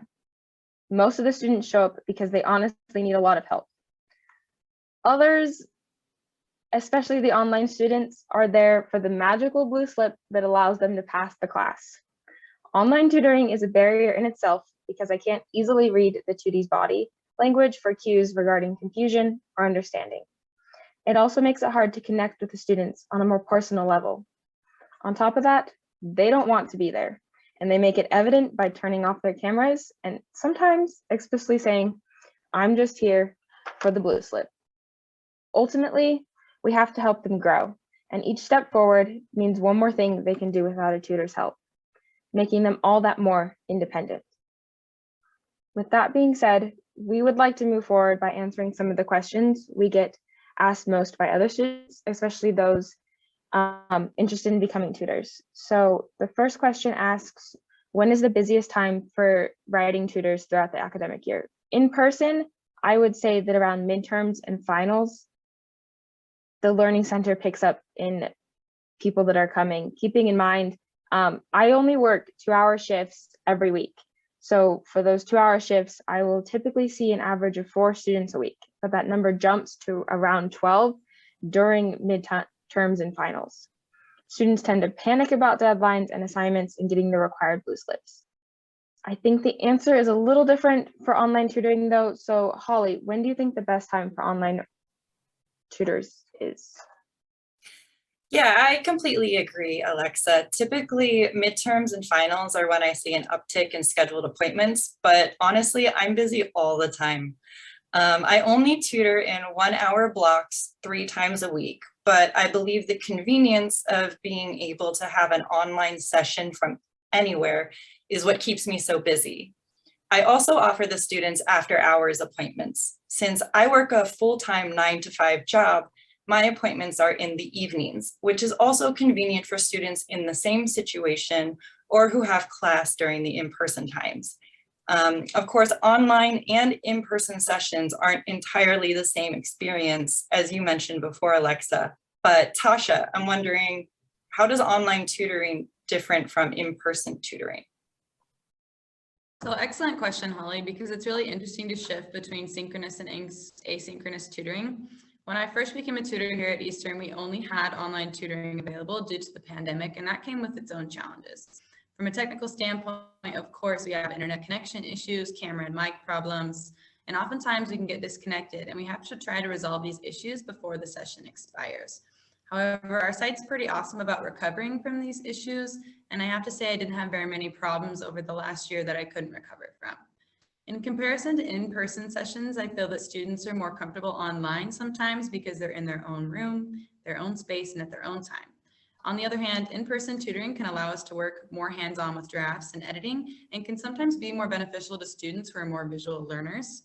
So when we went back to in-person sessions, there was definitely a shift because we were all getting used to this face-to-face interaction that was post-pandemic. So that dynamic was definitely new, but I felt that tutors and students alike did our best. Overall, I felt the pandemic forced us to open up an online tutoring space through the college, which we didn't have before. And it's important to note that it's such a utilized resource now. So although there were benefits to online tutoring and in-person tutoring, it's awesome to see that we have both available to work for each student's particular needs. And going back to online tutoring as well, I wanted to ask you, Holly, what are the downfalls of online tutoring and what issues arise from that? Yeah, I think the silver lining of the pandemic was the creation of online tutoring. It is definitely a blessing, but it does not come without its share of headaches. Tausha, as you touched on, internet connection issues, camera and mic problems are common issues to run into. Someone has a technical difficulty at least once a week in my sessions, whether it's me or the student. But we have found some creative ways to work around them. Like you said, Tausha, our website is pretty awesome. It has tools for everything. So if the student's camera isn't working or my camera isn't working, honestly, it's not a big deal. We just have to be able to communicate with each other. But if the student's mic isn't working, then we can use the whiteboard or the chat box to type to each other, chat room style. Then if neither their camera nor their mic is working, we can just jump ship to Google Meet while I keep the video up on our website. And honestly, I've had to do that more than once, but it's worked out just fine. So I've never had to cancel or abandon a session because of technical difficulties. Although it does eat up a good chunk of time trying to figure out what the issue is and then trying to fix it. These types of issues usually only happen to first-time visitors, and they typically get straightened out after that. But regardless of these downfalls, my tuties are usually willing to take half interactions as long as they get the help they need. As I said before, I think one of the silver linings of the COVID pandemic was the integration of online tutoring and being able to reach so many more students. I have had students from Michigan to Guam as tuties, and I myself get to be a tutor all the way down here in Southern California.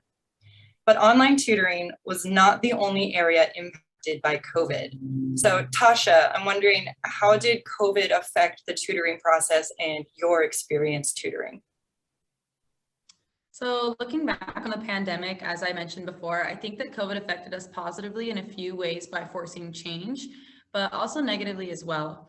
For starters, here at UU, most of our students are entirely online. So it's crazy to think that before the pandemic, we didn't have online tutoring through the college available. We strictly sent them to e-tutoring services outside the college. In addition to that, the usage rate of these services was only at 8%.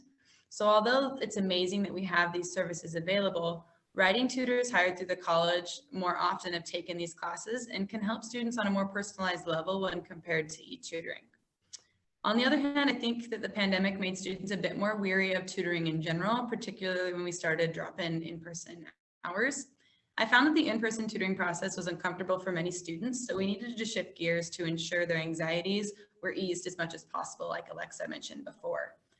COVID-19 made us all stay home and limit our interactions with one another, so that obstacle was definitely there when navigating our services within the Writing Center. And although my experience was a unique one, being both online and in person post-pandemic, I felt we really provided students with beneficial feedback that helped them grow their independence, confidence, and overall comfortability as writers. So I think I speak for us all when I say how extremely grateful for the experience we were and how beneficial it can be for not just the tutee, but the tutor as well. And all in all, I think it's important to recognize that although the pandemic brought some obstacles, it's great that we can now offer these online tutoring services to students, both here on campus and those that are entirely remote. And with all that, I think Holly, Alexa, and I just want to say thanks for listening to our panel discussion. And we hope you learned something about tutoring here at Eastern Oregon University. And with that in mind, we have the Writing Center's website. If you need any more information about how to become a tutor, or if you have any questions about the Writing Center in general, please be sure to reach out to Sherry or Brian, and you can find their contact information on the website or go to the Writing Center in Lozo 234. So thanks again, everyone, and I'll hand it back over to Sally.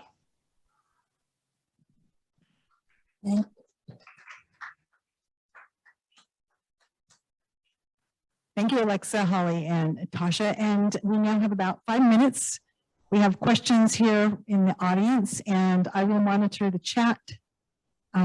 If you would like to ask a question, just raise your hand or type it into the chat. Stephanie Lassen has a question. Unmute her.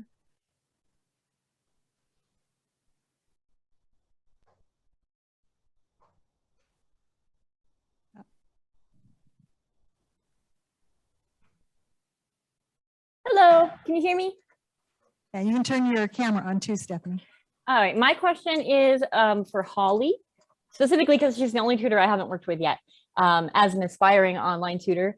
What is your favorite way to get students more engaged in tutoring sessions? Hi, Stephanie. Thanks. That's a great question. Yeah, engagement is definitely something that can be difficult sometimes, but what I love to do is ask them super genuine questions about their writing process. They typically come into a session thinking they have to already have all of their answers, and they can get nervous about that. So I just kind of start from the beginning and ask them, well, how do you write? What are the kinds of things that you do? What's your space look like? How do you take your notes? And then that just gets them used to talking in our session. And then I can just ask questions building off of the responses they give there. Yeah, I hope that answers your question.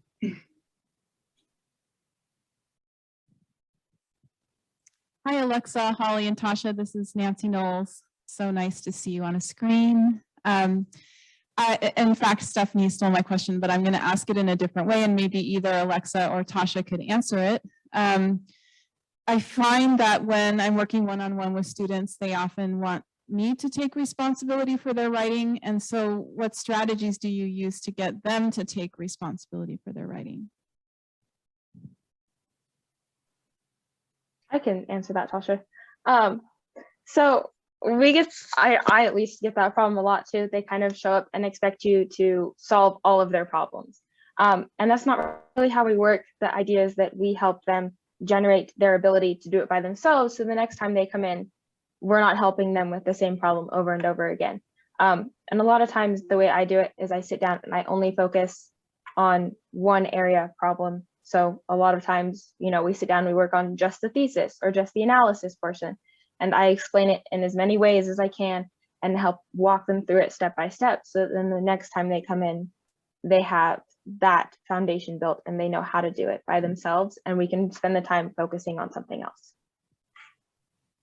And I just wanted to touch on what Alexa said, because for me, getting students to be responsible with their writing starts with square one. And so like Alexa mentioned, we find ourselves explaining things in multiple ways, but also like writing down everything that the student says. Oftentimes I have to ask them what they think about articles or what they think about their writing, and even just writing their thoughts down on a piece of paper can really get their thoughts going, and that they can take responsibility from that point on and further the process from there. So sometimes it's just starting from square one where we can help them the most.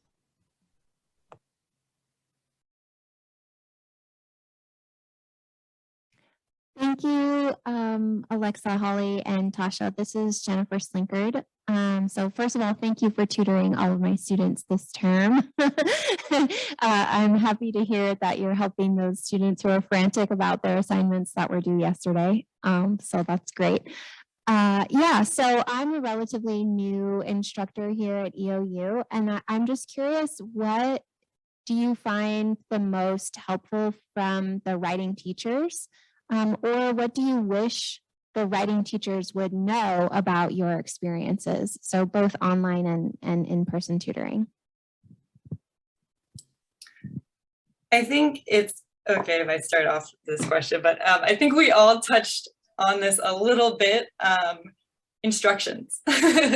Instructions about assignments from the teachers are often what we start off our sessions with, is going over the instruction for the assignment and then asking the 2D what we think that means to them. Because as Alexa mentioned before, sometimes it can sound like Gaelic to a 2D, and we have to help them navigate around that. So honestly, just clear instruction, I think, is the best thing that you could do for your student as well as for us to help guide them through the process.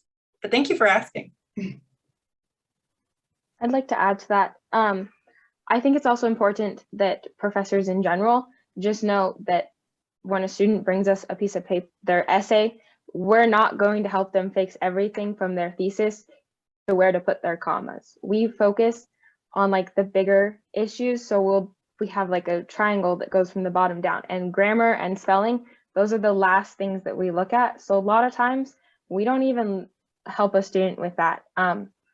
But some professors do grade that based on where to put those commas and if you use your punctuation right.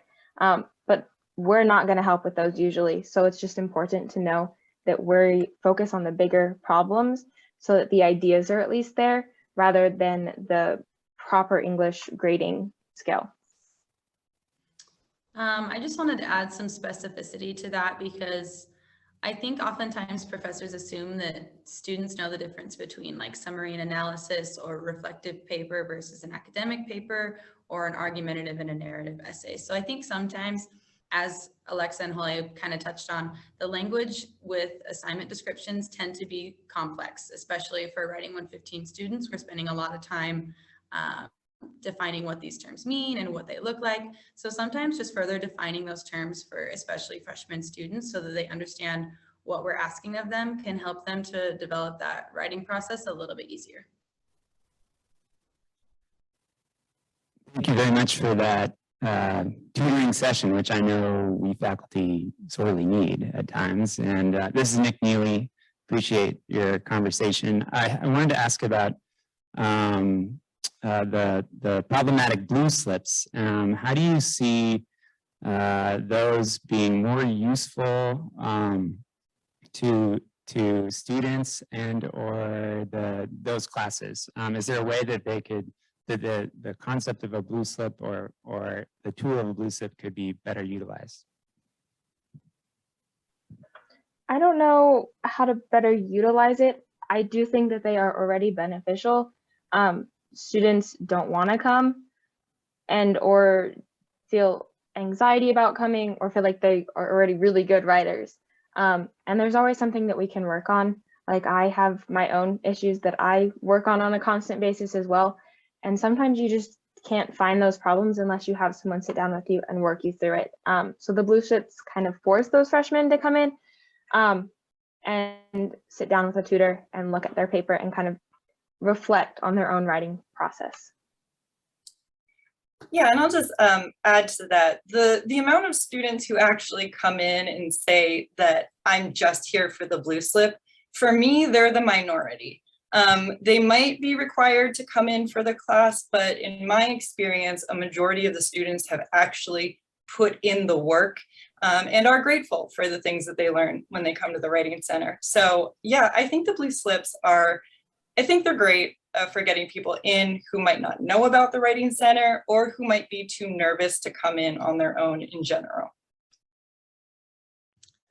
I think I just wanted to add that I think the blue slips are doing their job. I agree with Holly and Alexa that it's bringing students in and bringing them to a resource that they might not have otherwise used themselves. I think the bigger issue for me is retention of students, is because we see a lot of freshman students come in with 115 classes, but once they're done and they get their required blue slips, we don't see them again. So I wonder if the bigger issue isn't the use of blue slips, because I think they're doing their job. Maybe it's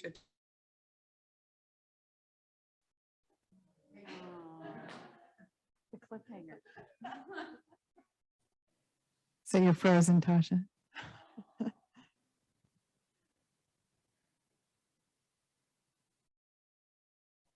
Yeah, we're gonna. I think she's saying we need to find a way to keep them coming back even when it's not required. There we go. Now, one more question from Jill. Gibbon. Hi, I'm Jill Gibby. I teach Spanish here. Hi, Alexa. And I actually have a lot of questions, but I was wondering how much you stress the pre-writing process and or recording, having students record themselves if you find if that's useful. And I was also wondering, do you tend, my sense is that most of these students are coming in a panic to you last minute.